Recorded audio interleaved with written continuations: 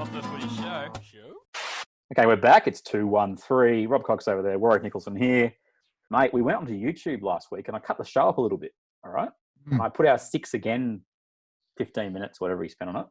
It went nuts over the weekend. The biggest downside, unfortunately, is that our take wasn't overly positive.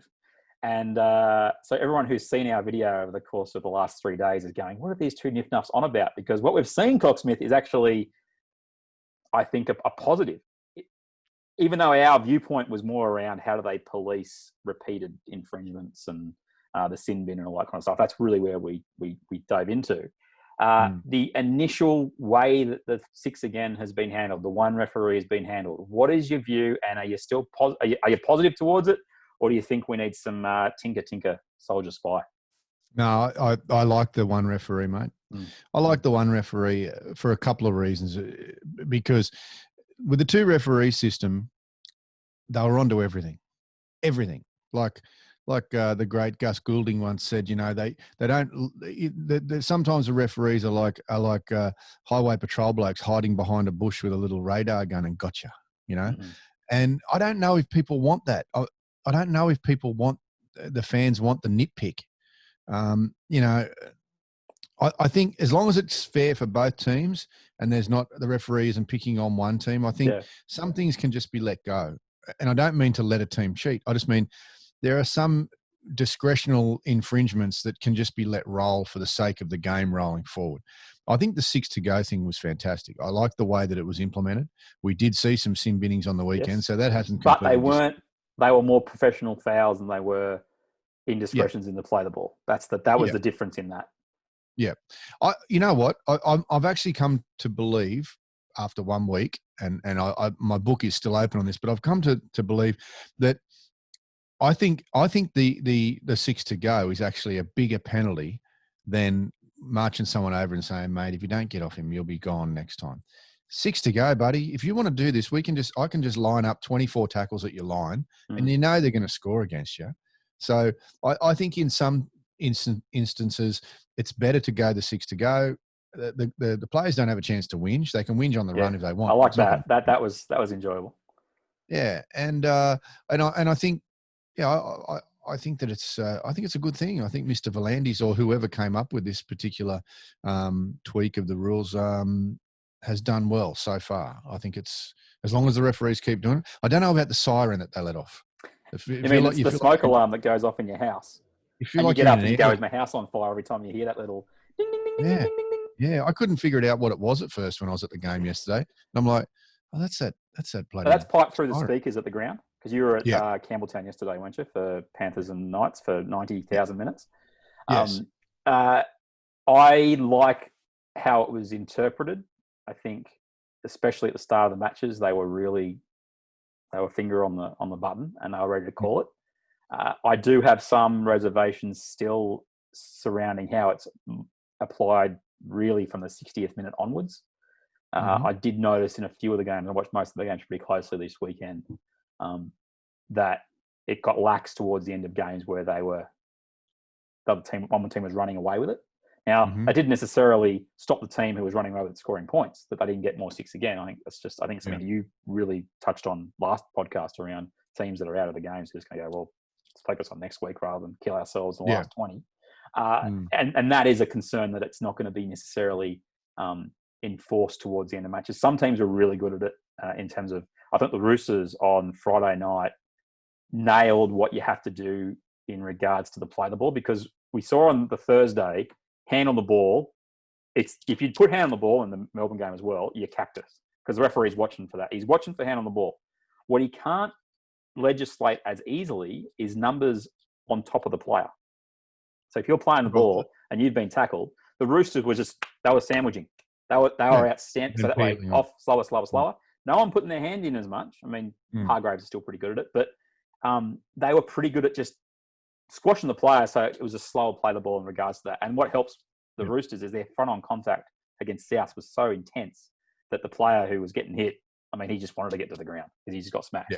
So that is something that I saw the Roosters do really well. Melbourne against Canberra, Sofa Solomona just couldn't help himself. A few players couldn't help themselves. I thought Cameron Smith, actually, I watched him really closely. it was pretty good at getting away from hand on ball. He was trying the whole arm around the torso on top. Yeah. That's one of his bread and butter plays. But they were doing that more often. Jesse Bromwich was also doing that. So Melbourne got sung a little bit, but not heaps. I think they just got off a little bit more and they stopped trying to do as much slowing down the play ball. So what I've seen from that is really good. The one referee I love because he's seeing it through his eyes only. Yeah. There was, I think, maybe 2 or 3 examples where I reckon the bunkers had little words to referees across the weekend, but it wasn't something that you went, that was the bunker, that was the bunker, that was the bunker. So that was great to see. The 10, look, I can live with a 10 being inconsistent. I don't mind that. That's another part of the whole fatigue element of the game. It's a human game, mate. It's not a robotic game. So not having that second ref is great. And the completions that then resulted, I mean, I think it could have been Alexander. He was doing the Warriors game and he lost it over the fact the Warriors completed 40 from 40. Impressive, don't get me wrong. But that 40 from 40 is probably 30 from 30 2 rounds ago, and we didn't have the 6 again. It's still 100% though. Still, it was impressive, and there was when my flatmate was walking, he was on his way to work, and he goes to me, "If Andrew Voss was commentating this game, he would have had a party. He would have been all over that stat the entire second half, riding it home like Farlap." And in the end, they obviously made a couple of errors. But I'm watching the games pretty intensely, and the stats that came up, and Parramatta on the Friday night.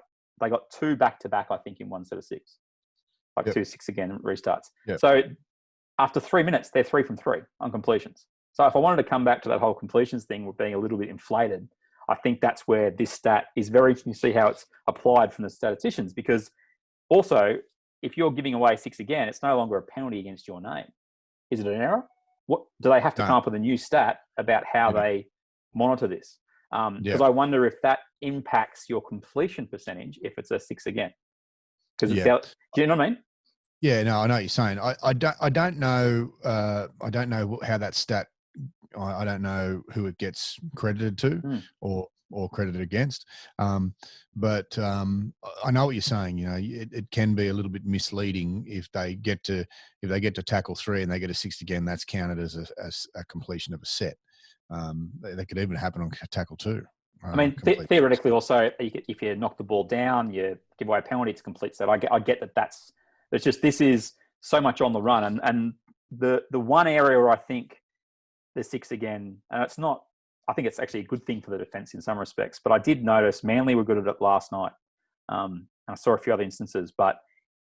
And remember, Manly played last of the 8 games, so they would have seen how it. Something that you can get away with. If your team has just given away a 6 again, 0, that next tackle, spend 70 hours in the play the ball if you want to. Let your team get back on side because the referee ain't going to call 6 again straight away. He's going to give, and I noticed it with Jake Trbojevic got away with that at least twice. Yeah. Take your time on that next tackle. Let your defence set. Because like it's a branded tackle. What's he going to do? Is he going to call 6 again? It doesn't cost you anything. He might penalise you. But then you get a break. So there's not a huge negative to taking longer on that very next tackle. Now, it's the way I saw the game and I thought that was what Manly may have done. It could just be the way I'm interpreting it. But that is a little what's the word? Quirk in how I think teams will start to defend it is. I do think Jake or somebody like Jake though would be in a different mindset if they weren't leading by 30 and they were actually trailing by 8. I think your awareness would be much more that I could get penalised again here, or I could get sin bin for doing a professional foul on a 0 tackle. But I know what you're saying. Players do have a very fast way. Players and teams and coaches very fast to adapt to certain things, and they do push the limit all the time, and that's why they're professional rugby league players. Yeah. But I think that you'll find that the referees will have. They're probably talking about the same thing right now, and they probably will be looking at that to see what kind of what plays are being played at certain moments because of this new rule change, and what kind of is the history of what the players are doing. Okay, so they're always laying on tackle 0. So they'll look at the story being. It'd be very interesting to see if we're going to see it. We're going to see it in this next week. Because teams will be sitting at home going, or at video sessions going, could have spent longer there. Sure. And it's and as I say, referees, I think they'll be aware of it as well. And I'm not saying we're the first people ever to notice it, but it's just as you're looking for that competitive advantage or to stop the disadvantage, really is what it is. It's that initial quick one. And yeah, I just give it a big tick. It's so far, it's good. The game, it's funny. Everyone was going nuts. The commentators, this is great. One of the greatest games I've ever seen. But we haven't had football for 3 months. I understand it. I don't know if the quality of the football went through the roof, but it was refreshing to see. Does that make sense?